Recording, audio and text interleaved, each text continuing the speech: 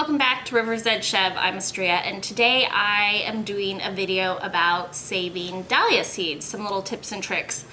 I probably should have done this a while ago, and I never got around to it, but you'll have the information for next year. Anyway, so dahlias are absolutely beautiful, amazing, and there is a really wide array of flowers, sizes, colors, forms. And that's because they're octoploids. That means they have 8 sets of chromosomes versus diploids, which most flowers are, which means they have 2 sets. So the dahlias, you can have little tiny ones, you can have huge dinner plate ones, all different colors. They're beautiful, and pollinators really love them. And they are great as a cut flower. So the thing about saving dahlia seeds is, first of all, you have to leave flowers on there for the bees to pollinate. You can hand pollinate them. If you have like a specific cross you want to do between 2 dahlias, you can take pollen from one and put it onto the other flower.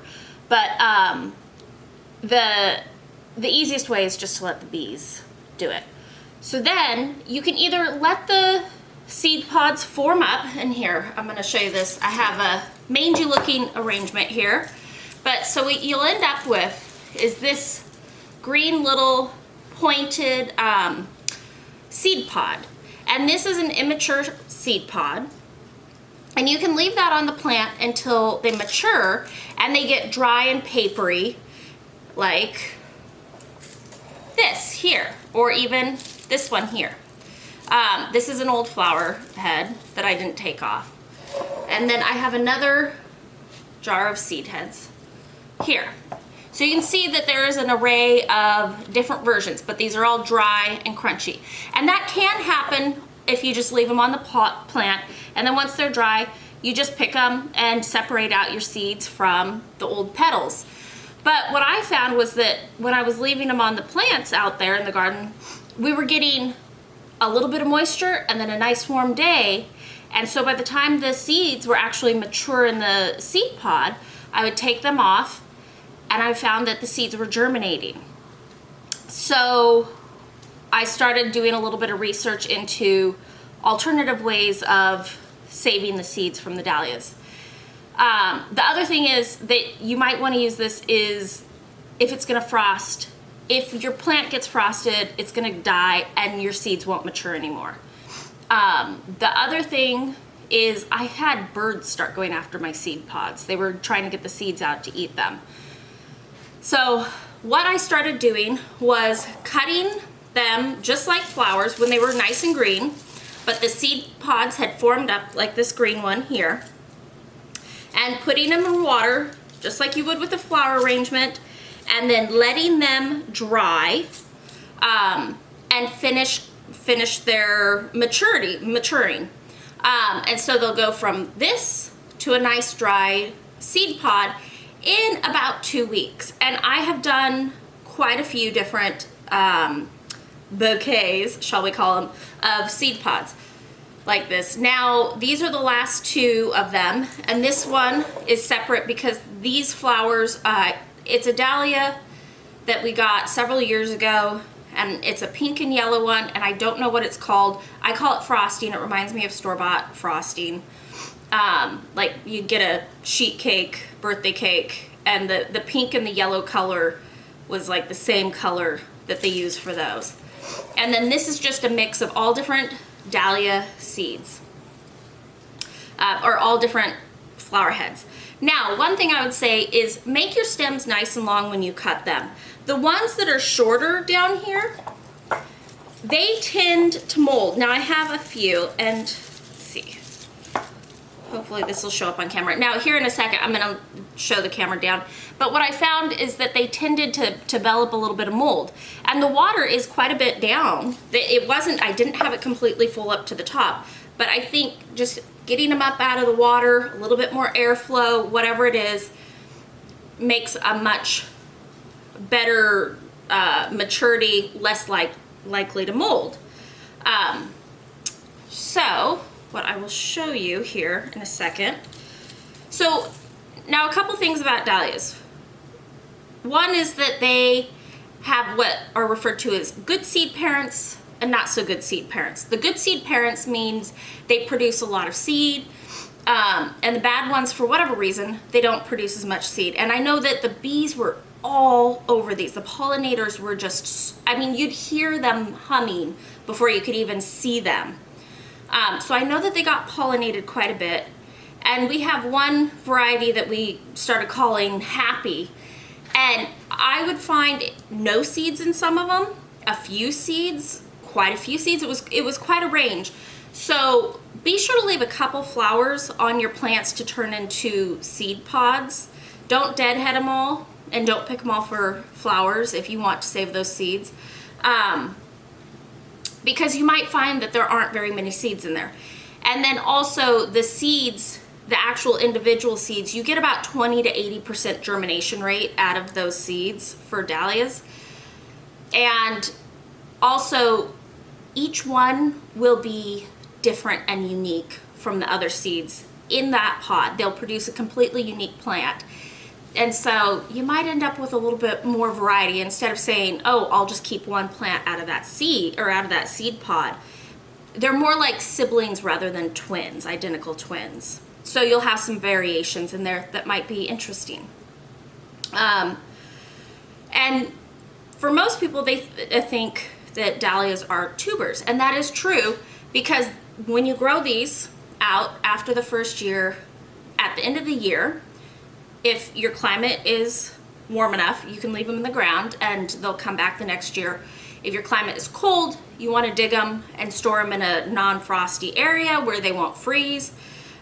That's a whole separate subject. But for me, I'm digging them even though we live in a warm area because they are edible and the rodents will eat them. So these, I have a few tubers here, and these are from seeds that I started this last winter.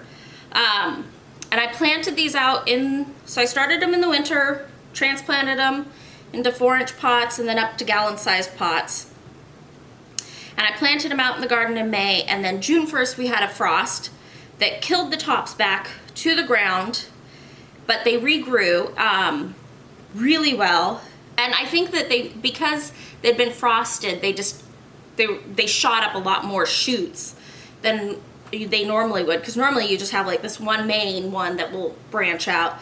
But what I noticed is a lot of them, they were really branchy, and I think that that was because they had been nipped back by the frost.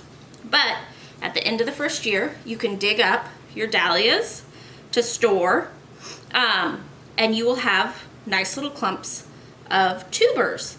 And so that's what they will look like at the end of the first year. I dug these this last week, and I've started cleaning them to put them away for storage.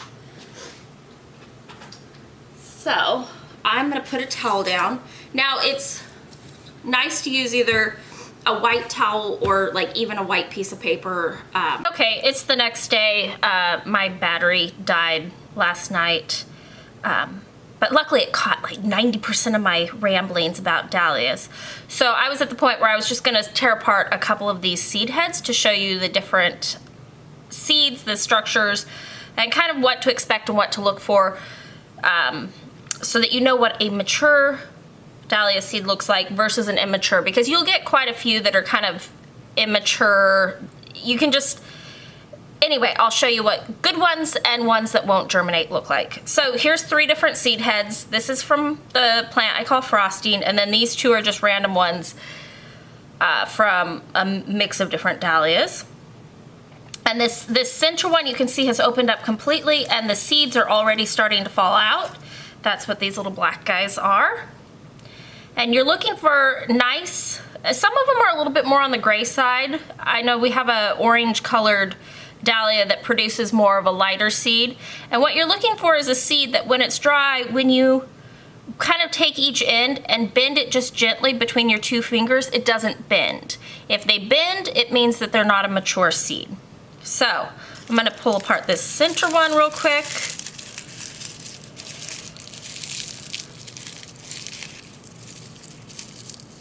And this one has a lot of nice mature seeds in it.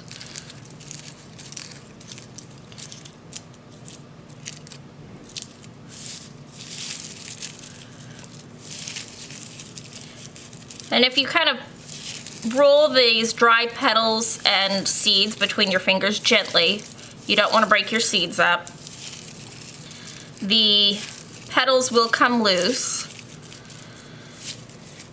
And then if you want, you can very gently blow on it. And you'll see that the debris that doesn't contain seeds, for the most part, blows away. So for example, here's a little seed that I don't think would germinate. While it is a seed, it's just, you can tell the difference there.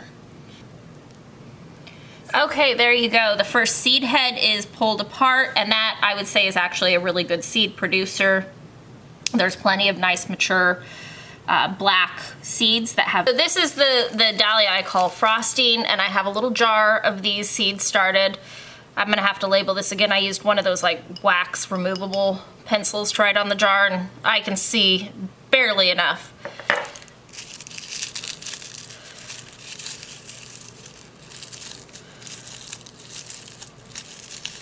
Okay, these outer ones I can see there's no seeds in there. So I'm gonna just here, put that to the side.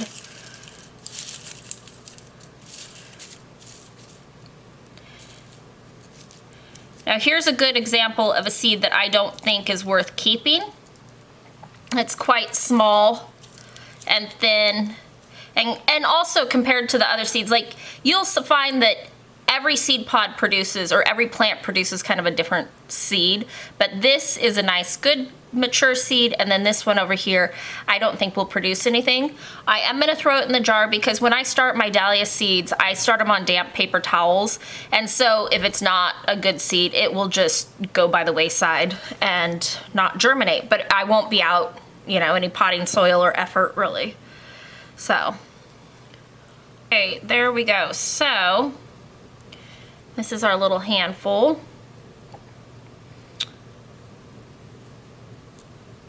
Of dahlia seeds from this one.